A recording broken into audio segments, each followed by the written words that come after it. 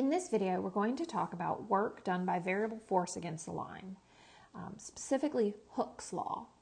And in order to do our problem, we need to make sure we understand this work integral. So the work done by a variable force, force being a function of x, in moving an object along the x-axis horizontally from some point A to B, is given by the integral as w equals the integral from A to B, integrating that force. So specifically considering Hooke's law, and we use Hooke's law when we're dealing with springs, right? So consider a spring being a coil, right? And when it's sitting at rest, it is not being pulled, stretched, or compressed, right? But it requires force to expand or condense the length of this spring. So Hooke's law states that the force required to hold a stretched or compressed spring x units from its natural length, where it has not been pulled on at all, is given by F equals kx. K is a constant measured in force per units of length. And it is a characteristic of the spring. You know, like a spring made of steel is going to be firmer than, say, a spring made from plastic or aluminum. So that K constant might be larger. So that's my force constant of the spring. And that just is a characteristic that, again, comes with the metal. This law works well as long as the force doesn't distort the metal of the spring, right? So you can pull on a spring, like think about maybe a spring that's in your ballpoint pen. You can pull on it enough to where it's just misshapen, or you can pull on it a little bit and let it go and it springs back, right? So we don't want to distort it. This is just working for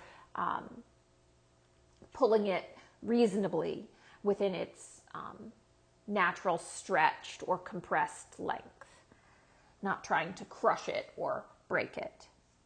All right, so let's look at our word problem on the next screen.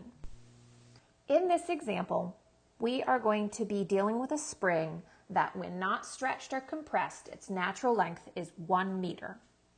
And the constant force, 24 newtons, holds that spring stretched out 0.8 meters long than its natural length of 1 meter. So when it's stretched, that's total length is 1.8 meters.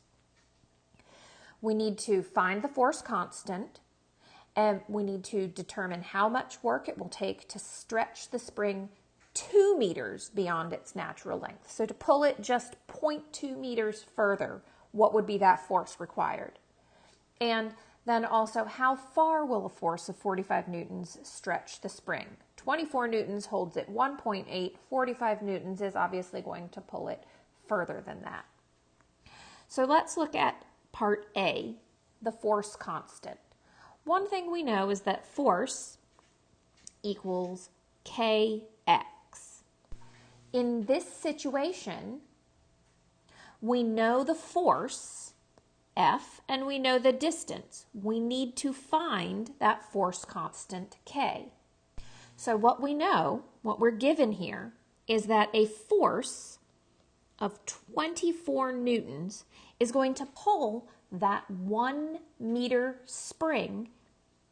It will stretch it further 0.8 meters, right? So it's taking it 0.8 meters past its original length.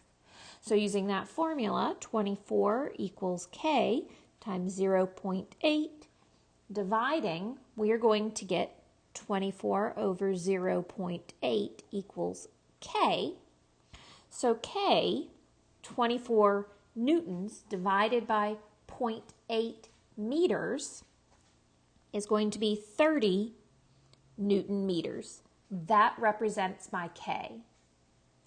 All right, so just to re-stress what we're thinking about here, this spring hanging at its natural length of 1 meter, there's no force applied to it. But when I apply this force of 24 newtons, I add to it, that's where that 0.8 is coming from. I'm adding 0.8 length. All right? So I pulled on it with a force and I expanded it 0.8 meters. So I always find that something wanting to put the 1.8 in there that students want to do.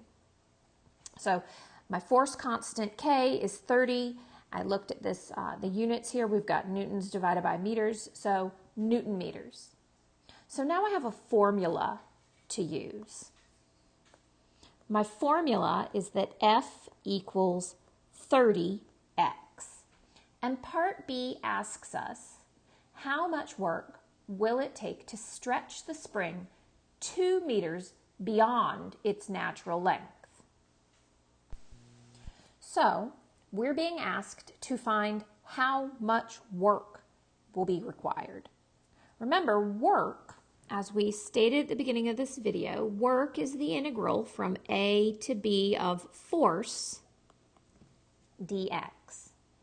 So we're starting at a length of 0 meters beyond its natural length, and we want to stretch it 2 meters further. We're going to integrate 30x dx.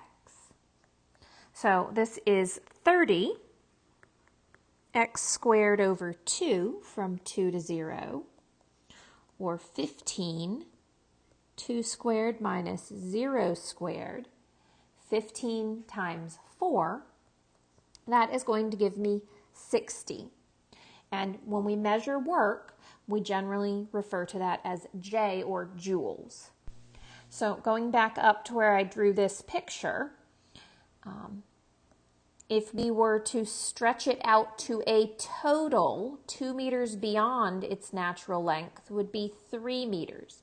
And it would require 60 joules of work to stretch that spring to a length of 3 meters, which is 2 meters beyond its natural unstressed length. Right, so we've got part C as well, and it says how far will a 45 Newton force stretch the spring? So I've pulled this onto a new screen so we have a little bit more space. Now keep in mind, we found in this situation that our force constant was 30 Newton meters. So 30x represents my force equation. And we want to know how far 45 newtons. So that means a force. How far will 45 newtons stretch this? That's a distance of x. So 45 newtons, that would just be a matter of dividing. And in this situation, I have 45 newtons divided by 30. Remember, the unit on that was Newton meters. That would simplify to 1.5, and my units would be meters. So 1.5 meters beyond its natural length of 1. So for a total stretched length of 2.5 meters. So I hope that helps you with Hooke's law. The important thing to consider, especially when we start dealing with these application problems that are especially a little bit physics-based, is to make sure you're paying attention to all of your units.